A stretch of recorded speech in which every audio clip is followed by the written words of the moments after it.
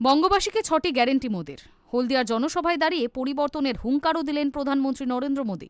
মোদির গ্যারেন্টি, রাজ্যে বিজেপি সরকার তৈরির পরই সরকারি কর্মচারীদের জন্য 7ম পে কমিশন গঠন করা হবে।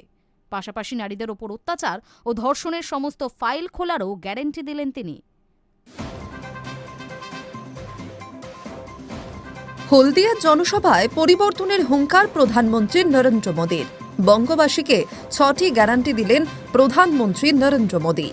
মোদীর গ্যারান্টি, রাজ্যে বিজেপি সরকার তৈরির পরই সরকারি কর্মচারীদের জন্য 7ম পে কমিশন গঠন করা হবে।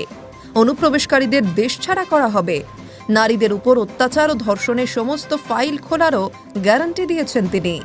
পাশাপাশি দুর্নীতির অভিযোগ থাকা নেতাদের বিরুদ্ধে ব্যবস্থা নেওয়ার কথাও বলেছেন মোদী। রাজ্যে বিধানসভা নির্বাচন ঘোষণার পর দ্বিতীয়বারে রাজ্যে এসেছেন প্রধানমন্ত্রী নরেন্দ্র মোদী। বৃহস্পতিবার 3 জেলায় 3 সভা রয়েছে তার। প্রথম সভা করেন হলদিয়ায়। সেখানে রাজ্যবাসীকে বিজেপি প্রার্থীদের ভোট দেওয়ার আবেদন জানিয়ে 6টি গ্যারান্টি দেন নরেন্দ্র মোদী। সেগুলি হল: 1.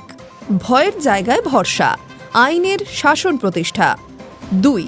সরকারি সিস্টেম সাধারণ মানুষের কাছে জবাবদিহি করবে। 3. দুর্নীতি, মেয়েদের উপর হওয়া অত্যাচার ধর্ষণের সমস্ত ফাইল ফের খোলা হবে। 4. দুর্নীতিগ্রস্তরা জেলে যাবে, মন্ত্রী হোক বা নেতা, কাউকেই রেয়াত করা হবে না, আইনি বিচার করবে। 5. অনুপ্রবেশকারীদের দেশছাড়া করা হবে। 6. সরকারি কর্মচারী শিক্ষকদের জন্য 7ম পে কমিশন লাগু করা হবে।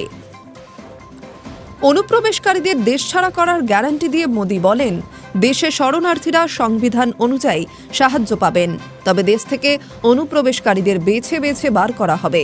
7ম পে কমিশন নিয়ে বলেন, বিজেপি সরকার গঠনের পরই সরকারি কর্মচারীদের জন্য 7ম পে কমিশন গঠন করা হবে।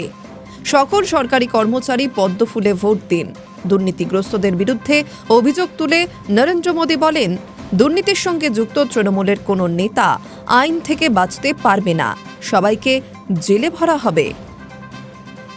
High news network.